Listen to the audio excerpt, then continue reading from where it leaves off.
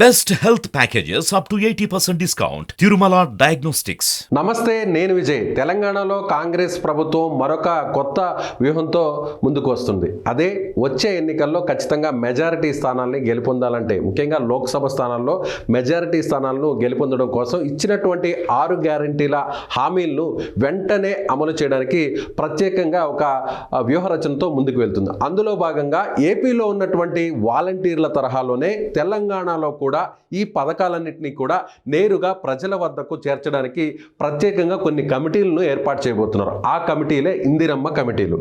So Indiramma కమిటీలు ఎలా పని చేయబోతున్నాయి, వాటి విధి విధానాలకు సంబంధించి ఎలా ఉండబోతున్నాయి కూడా మీకు వివరించే ప్రయత్నం చేస్తాను. సో ప్రస్తుతం చూస్తే ఒక్క ఛాన్స్ ఇద్దాం, హస్తం గుర్తుకే ఓటేద్దాం అనేటువంటి నినాదంతో గత ఎన్నికల్లో రేవంత్ రెడ్డి అలాగే సోనియా గాంధీ నాయకత్వంలో రాహుల్ గాంధీ, మల్లికార్జున ఖర్గే అలాగే ప్రియాంక గాంధీ వీరందరూ కూడా విస్తృతంగా ప్రచారం చేశారు. ప్రజల్లోకి ఇచ్చినటువంటి ఈ హామీలంతా కూడా నేరుగా ప్రజల మనసుల్లోకి వెళ్లే విధంగా ప్రచారం చేశారు. అయితే ఇచ్చినటువంటి హామీలను నిలబెట్టుకోవడం కోసం ప్రత్యేకంగా రేవంత్ రెడ్డి ఒక వ్యూహాన్ని అమలు చేయబోతున్నారు. ఆ వ్యూహమే ఇందిరమ్మ ఇల్లు. సో ఇప్పటి వరకు కూడా ఇందిరమ్మ కమిటీలు అంటే ఇందిరమ్మ కమిటీలు ఎలా పని చేయబోతున్నాయంటే, ప్రతి గ్రామంలో ప్రతి వార్డులో కూడా ఈ కమిటీలు ఉండబోతున్నాయి. ఈ కమిటీలలో కాంగ్రెస్ పార్టీకి సంబంధించినటువంటి ఆ ప్రాంతాల్లో, ఆ పంచాయతీలోనూ అదేవిధంగా ఆ మున్సిపల్ వార్డుల్లోనూ ఉన్నటువంటి స్థానికంగా ఉన్నటువంటి కార్యకర్తలను ఇక్కడ సభ్యులుగా చేయబోతున్నారు. ఇందులో 1, 2, 3, 4, 5, 6 ఇలా దాదాపుగా 5 నుంచి 6 మందిని కొంతమంది కార్యకర్తలను ఎంపిక చేయబోతున్నారు. సో ఈ కమిటీలు, ఇందిరమ్మ కమిటీలు ప్రభుత్వానికి అలాగే ప్రజలకు మధ్య ఒక వారధిగా ఉండబోతున్నారు. సో ఇవి పూర్తి స్థాయిలో నిజమైనటువంటి అర్హులకు, లబ్ధిదారులకు ఈ 6 పథకాలు అందుతున్నాయా లేదా అనేటువంటి విషయాన్ని కూడా ఇక్కడ ఉన్నటువంటి ఈ ఇందిరమ్మ కమిటీలంతా కూడా మానిటరింగ్ చేయబోతున్నారు. సో ఈ కమిటీల ద్వారా రేవంత్ రెడ్డి ప్రజలకు నేరుగా ఈ కమిటీలంతా కూడా చేరవేసే విధంగా కూడా ఒక ప్రత్యేక ప్రణాళికను రూపొందించబోతున్నారు. అందులో భాగంగానే ఇందిరమ్మ కమిటీలు రాబోయేటువంటి రోజుల్లో తెలంగాణలో చాలా కీలకంగా మారబోతున్నాయి.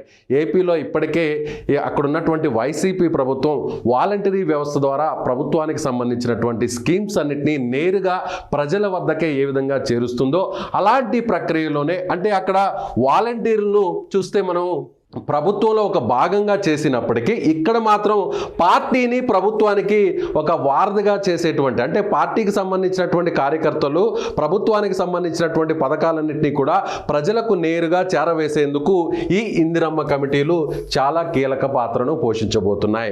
గతంలో కూడా వైఎస్ రాజశేఖర రెడ్డి ఉన్న టైంలో ఏ విధంగా ప్రభుత్వానికి సంబంధించినటువంటి పథకాలన్నీ కూడా ప్రజల వద్దకు చేరడానికి ఇందిరమ్మ కమిటీలు చాలా కీలకంగా వ్యవహరించాయి.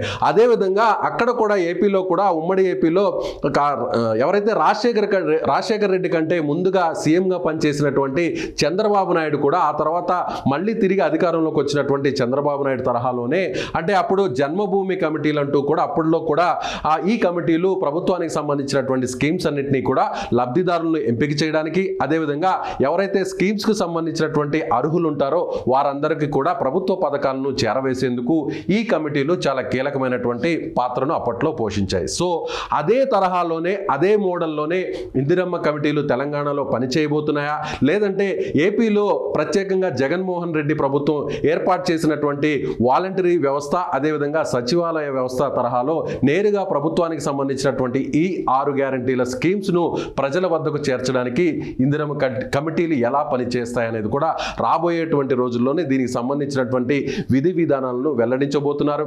నిన్న జరిగినటువంటి కాంగ్రెస్ పార్టీకి సంబంధించినటువంటి సమావేశంలో కీలకమైనటువంటి ఈ నిర్ణయాన్ని పార్టీకి సంబంధించినటువంటి ముఖ్య నాయకులు తీసుకున్నటువంటి విషయాన్ని నేరుగా ఆ ప్రభుత్వానికి సంబంధించినటువంటి పెద్దలే ఇప్పుడు చెప్తున్నటువంటి పరిస్థితి. సో రాబోయేటువంటి రోజుల్లో తెలంగాణలో ఇందిరమ్మ కమిటీలు చాలా కీలకంగా వ్యవహరించబోతున్నారు. సో ఇందులో కూడా రేవంత్ రెడ్డి మార్కు చాలా స్పష్టంగా ఉండబోతుంది. సో ఈ వీడియో మీద మీ అభిప్రాయాన్ని కామెంట్ బాక్స్లో కామెంట్ రూపంలో తెలియజేయగలరు. Thank you so much.